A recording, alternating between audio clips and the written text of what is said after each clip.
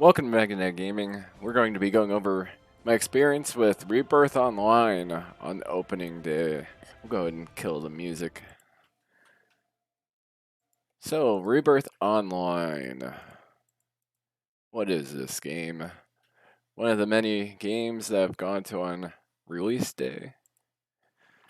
Rebirth Online was released on August 3rd of 2020, developed and published by Carrot Games. There was a mobile version beforehand. The words from the developer are on Steam. Adventures await in a world brought to life by realistic graphics. Experience the genuine adventures in a grand world of Rebirth Online. Battle, craft, explore, and combine different types of equipment and abilities to create your own style of play.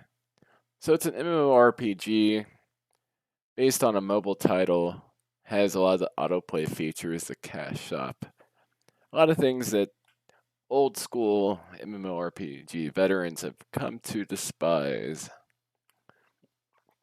But I also figured that Eternal Magic was going to be a complete garbage game, and I actually kind of enjoyed myself there.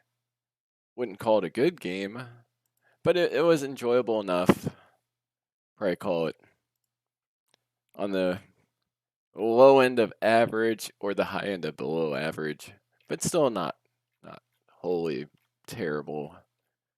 There's a salvageable experience there, and I actually enjoyed my path to level cap.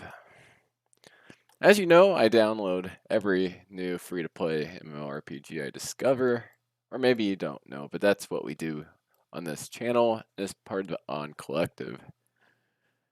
We gather MMORPGs to help salvage them, we help restore them, we do whatever we can to help prevent games from dying. Go ahead and show some footage of the game while we discuss the game in more detail. And most of the time when I'm finding games, I download all the MMOs on Steam about every 2 weeks. They come out that are free to play. And out of about 20 titles, a good 80 to 90% have a redeeming quality of some sort. They just aren't games I'd play for long term, with a rare gem thrown in. Maybe 1 out of 30 games or so would be something I'd call a rare gem. What I download, maybe even less, maybe more like 1 out of 50. With Steam, it's given a platform for tons of indie developers to be able to publish their games in a place where more people can check them out, which is quite nice for a collector, given it is a centralized source of downloading lots of different games. However, that also means there's games marketed as mobile MMORPGs initially. They get ported to PC.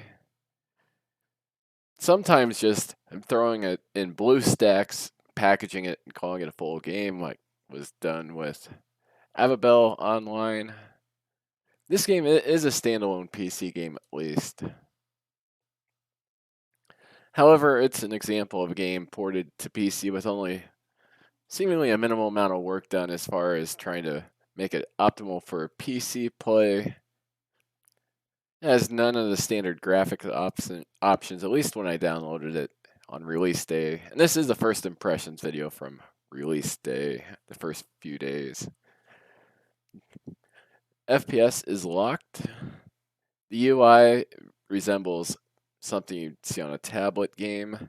And the general gameplay loop with autoplay and all of those features feel more like a mobile title than a PC MMORPG.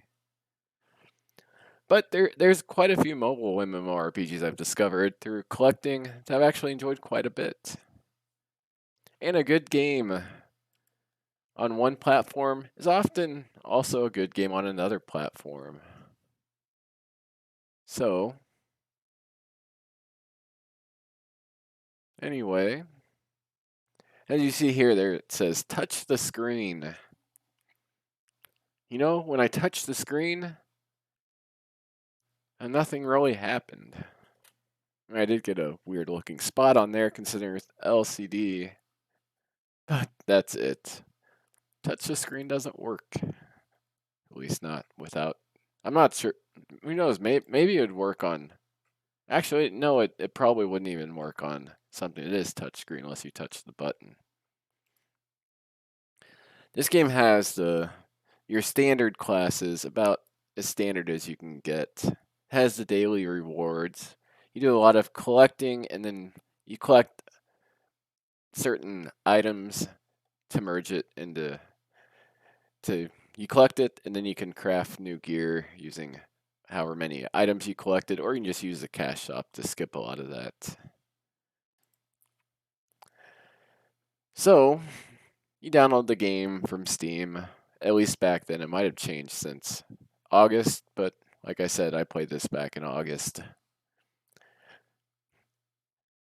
The default language is not English, so you pretty much have to find a guide just to figure out how to change the settings or just be lucky at guessing.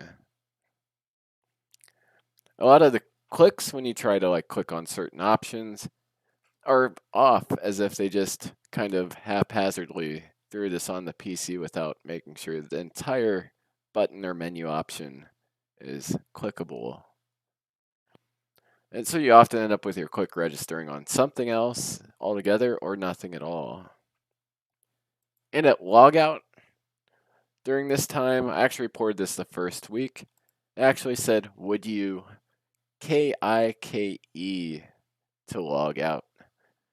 Which Steam, when I put this on there, censored that.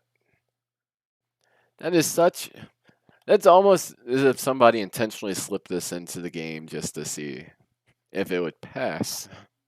Considering that is an ethnic slur that I'm not going to go into any more detail about. It just seems like this didn't go through an adequate testing or quality assurance cycle. Also, if you play the game with your gamepad plugged in when you start, there's an early crafting quest where you actually can't gather the items. Your character will just kind of have a seizure.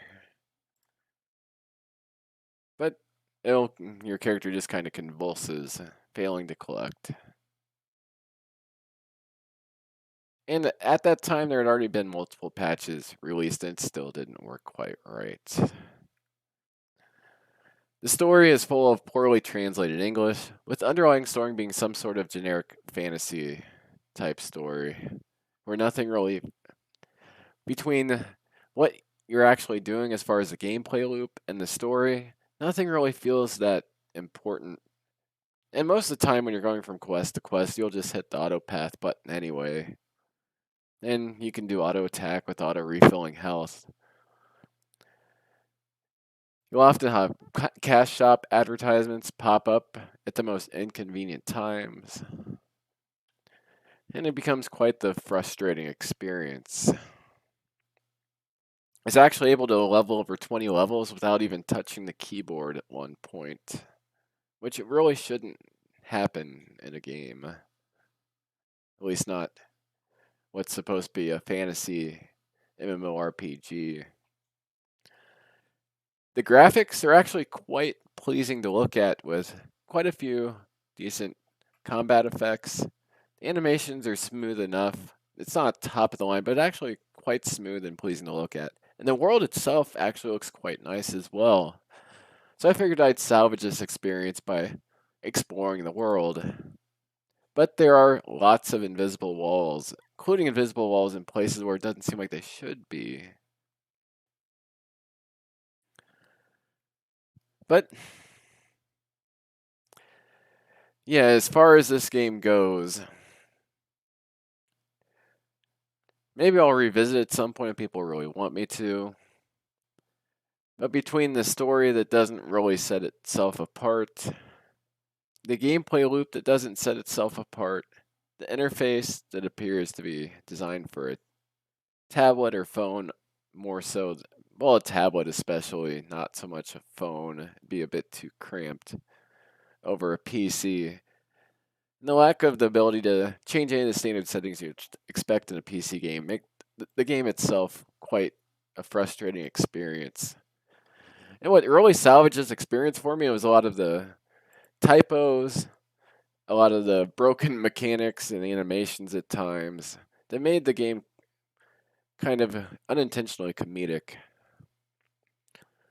But as I progress, though, there are some dungeons that are interesting. If you turn off autoplay, there is a base game here.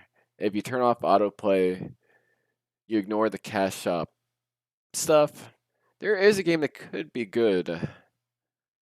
But if you turn off the auto refilling health and some of the auto stuff, the game can becomes almost impossible to play at lower levels if you're going to avoid the cash shop, be purely free to play and try to fight the stuff without some of the auto features.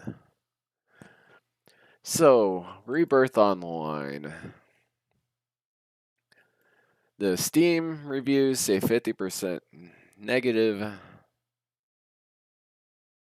Out of 205 reviews, it's mostly negative. The last 17 reviews, the most recent ones, are mixed.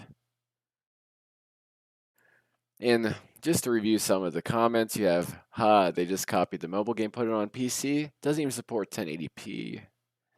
All this wait to play a mobile game on PC, terrible. Can't see the fake, wait to see the fake reviews you guys post. Another one, August 3rd. All the instructions say touch here, etc. Icons are of a phone. But yeah, if they did some editing of the story, at least for maybe rewrote some of it so it actually makes a bit more sense in English, fix some of the glitches, invisible walls, fixed a lot of the bugs as far as the gamepad being plugged in issue,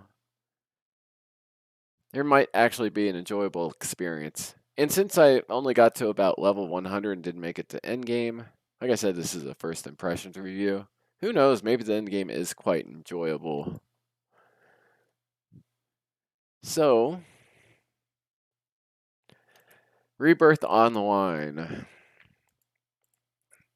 I hate bashing games, but I did show up to this game to do a review. I've held off because I don't really want this to be a negative channel. And who knows, if you enjoy what you're watching and you don't mind the autoplay and cash shop type stuff, and you don't mind it being a mobile port, who knows, maybe there might be a game you'll enjoy quite a bit. And also in its native language, who knows, maybe the game story is quite good. And like I said, the art direction and everything, it's not top of the line graphics, but the art itself looks quite pleasing and interesting to look at. So where do we put it? As far as the release day version of Rebirth Online, my own highly subjective score is F, not recommended. And out of the 12 games we've done so far, really it's 12th. With Deathmatch, there wasn't a quite enjoyable game there. It just was very incomplete. And I actually enjoyed my time with Bless Online and Weapons of Mythology too, even though I wouldn't recommend those games or even put them in the average, or it's kind of a toss-up category. But who knows? Maybe for somebody that really enjoys this type of game, there might be a game here worth checking out. Just be warned, it's a mobile port. If mobile ports with lots of bugs are something you're not willing to deal with in a pay-to-win cash shop, avoid it. If those issues aren't an issue, feel free to check it out. It's free, and all you have to lose is your time. But hope you enjoyed the first impressions review. We'll have more coming out, and have a great day.